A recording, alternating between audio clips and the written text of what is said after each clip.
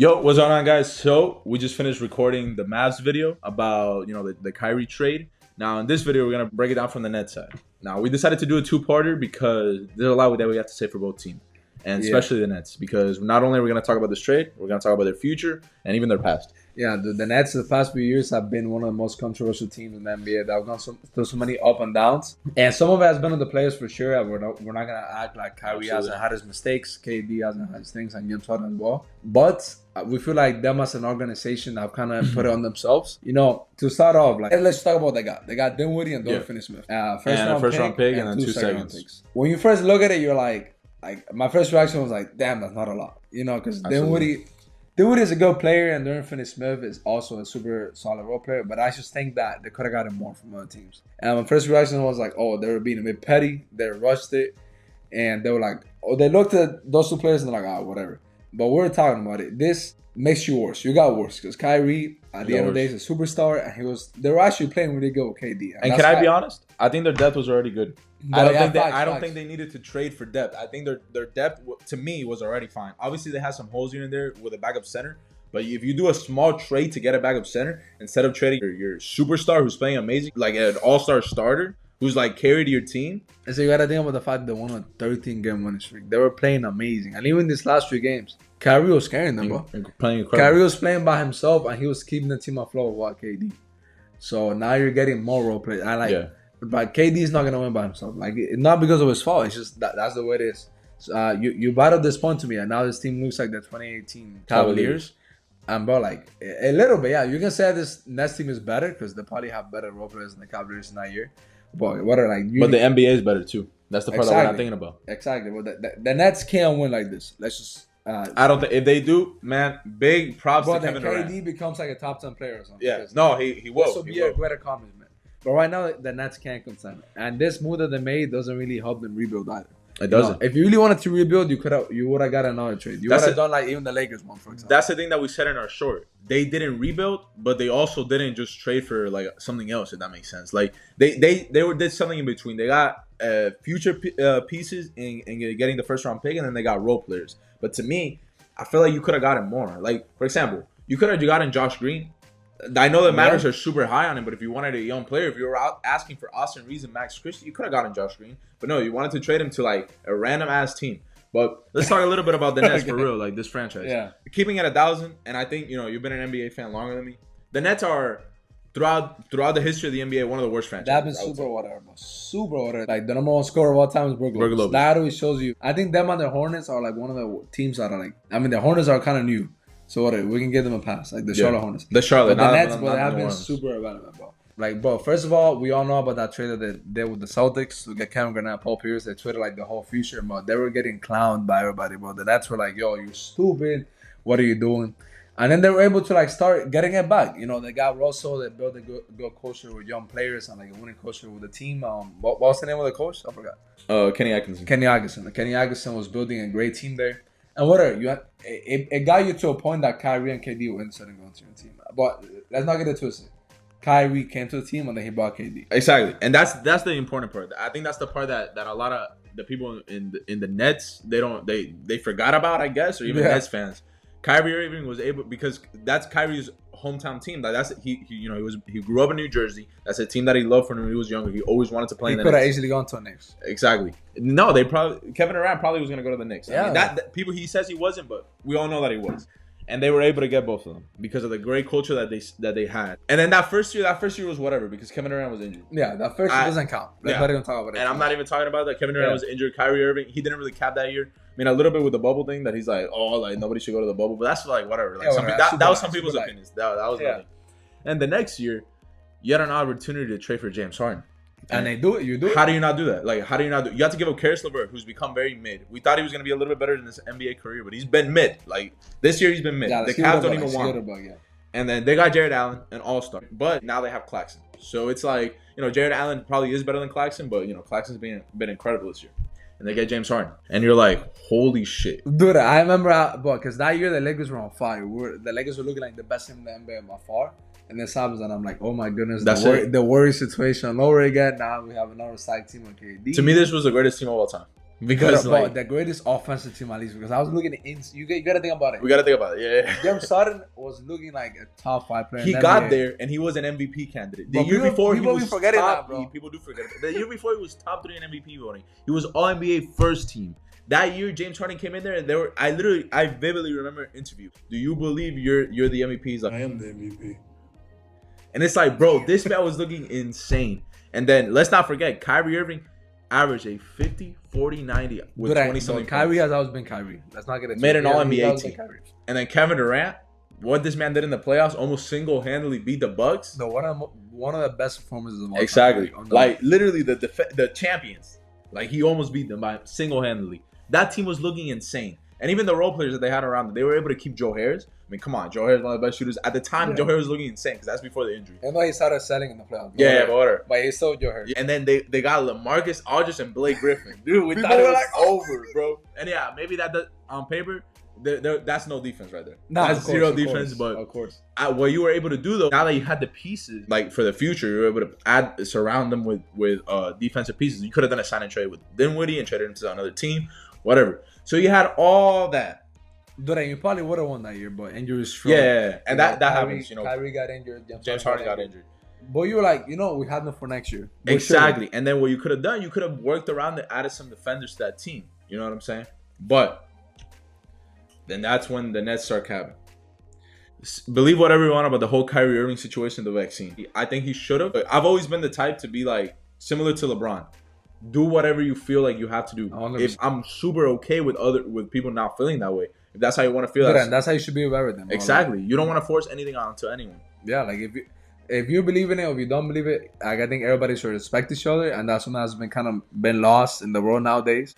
So yeah, like whatever. Like we talked about it yesterday. You could be mad at him for not taking it, but as a team, you should be like, hey, look, we want to win, and we wish that he will take it, but we respect his decision. We support our teammate. We support Kyrie. Yeah, I feel like KD didn't speak up enough. No, he did. I get you. Yeah. But what I was gonna say, what that did is that you basically completely alienated Kyrie from the team, and that caused problems with James Harden. James Harden, that's a fact. James Harden had a problem with Kyrie. But you were setting out one of your best players. The thing is that you could have just been like, oh, let's play him and that's it. Let's just play him for the games that he can play, and then let's sit out James Harden. I mean, and then James Harden would have been like, look, whatever, I'm going to support Kyrie. That's my teammate. And at least he can play some of these games. And they needed him that season. But you kind of knew that eventually that was going to get taken away. Exactly. Everyone knew that. Forever. If you see that James Harden is not feeling it, bro, you try to make him feel comfortable. You try to talk to him. You try to do something. You try to get them together, do something. But what did they do? They made James Harden angry. They made Kyrie angry. They alienated everyone. They alienated their fan base. Their fan base hated Kyrie for him. Dude, Harden leaves the Rockets because he wants to be with a better team. And next you know, he's playing by himself because KD was injured for a while and Kyrie wasn't playing. So I'm like, bro, what am I doing here? Exactly. He's like, bro, I came to win. James Harden, he's already a little bit older, and James Harden was in a mode of his career, in the stage of his career that he's like, bro, he's a playmaker. I just want to play, bro. I'm gonna be the point guard. I'm gonna just pass, and that's what he's done. He did that with the Sixers. Now he requested trade, of course, because you have a dysfunctional front office. They didn't know what they wanted to do, and then they brought back Kyrie. I remember there was this one game. They didn't start Kevin Durant. They brought him off the bench. Then he played a few minutes. Then they took him out. I think there's something that we got to mention too, that they hired Steve Nash. Oh my gosh, yes, bro. Thank you. And you can put that blame on Kyrie and KD a little bit because they're the ones that wanted him. And I feel like this is one of those situations that it's kind of like the LeBron James versus Westbrook thing. Like, yeah, LeBron James said, I want him. But as a front office, you'd be like, well, we hire somebody that has no experience, has not proven himself at all when we have so many better options. So what are you Kenny Atkinson was a good. I don't know why they had a problem with Kenny Atkinson. Kenny Atkinson is a great coach. I don't know. But so that was already your first mistake. If you saw it this season, as soon as you fire Steve Nash, you started winning. Yeah. And like you have always said about it, Steve Nash is arguably the worst coach in the NBA. No, he was. I don't think there was any like arguments with that. I think Steve Nash. I think right now, we're living in an NBA where every coach is good. I would say. Most of them, yeah. Maybe I would say Paul Silas. Steven Silas. Excuse me. Rest in peace, Paul Silas. Maybe he might be. I don't know if it's him or bad, but also like and the culture there is bad too. But I would say like right now every coach was good except for Steve Nash. And like what Abram and I always talk about, we talk about it with Rob Pelinka. Like if your players want something specific, but you like if your players are asking for something, but you say, look, bro, you got to sit down your players. You're the general manager. You got to sit down your players and be like, hey, look, this is not necessarily what's best for us, for this franchise, for this team. This is not what's gonna make us better.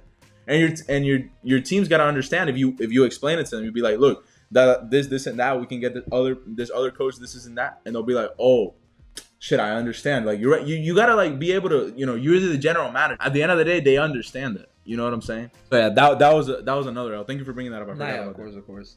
And then moving on to this year, the whole thing with the documentary happens, and man, like that I was like, bro, there's no way there's something else happening. Like we all say, you can have your own opinion on whatever he did. But bro, they made him do a freaking fat list of a million things you have to do. Which everyone was against. I think everybody was like, bro, you're tripping a little bit. Like, you're making him do a bit too much. And the thing is that he actually did it. And look, as a man, we're men. At the end of the day, as a man, all you want is respect. And men are prideful. I mean, we're prideful. Yeah. And for Kyrie, without no hesitation, didn't complain once, didn't sit out, didn't do nothing. He did it all. He came back and he hooped his ass off.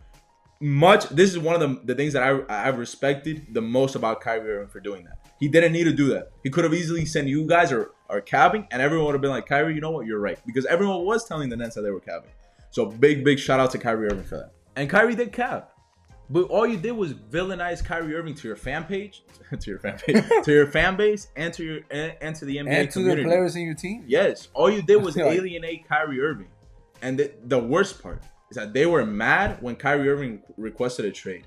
I don't know if you guys know why Kyrie Irving requested a trade. Kyrie Irving wanted to get an extension. Did he deserve it? Absolutely. He was hooping his ass off. Did he cap a little bit? Yes. So what you could have done is that you could have been like, look, Kyrie, you have to play a certain amount of games. You could have put that clause. The games thing, it makes sense. That makes sense. I think most players, if you're an injury-prone player, you deserve that clause too. I think that happens. Happens a lot. We see there's a bunch of clauses in the NBA, but if you win a championship, then we'll give you the money. That is one of the most. You're literally basically telling Kyrie, like, bro, we don't want you here. Dude, even if I'm LeBron James, I'm like, bro, like, get that out of my face. Like, even if I'm anybody, I'll be like, what are you talking about? That is the most disrespectful thing I've ever seen to, like, basically the guy that was able to get you Kevin Durant, the guy that was able to put the Nets on the map. And look, has Kyrie been the best? Like, has he done the most, like this and that? Or has he capped? Absolutely. I think the big reason why we see Kyrie in such a negative way, I think a big reason was the Nets. The Nets and the media too, but the media be going crazy with how much they hit on Kyrie. So yeah, man, I think the last thing to talk about is KD and how it's crazy how he's on that team. I be like, throughout everything, we got him on KD, one of the best players in the NBA.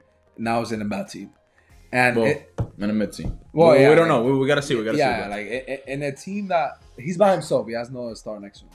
And with KD, it's complicated for me to feel bad for him because of what he did with the Warriors. So I don't want to be like, oh, it's karma. Look, now you're on this team. But if I'm being objective, KD shouldn't have. KD should have requested a trade like tomorrow. And not even just because the team is bad, just because of how bad the front office has been. So yeah, bro, I hope that KD leaves. Just to like spite the Nets. I'm kind of upset at the Nets as a Lakers fan. And as somebody, I'm actually a Kyrie fan, but I like Kyrie.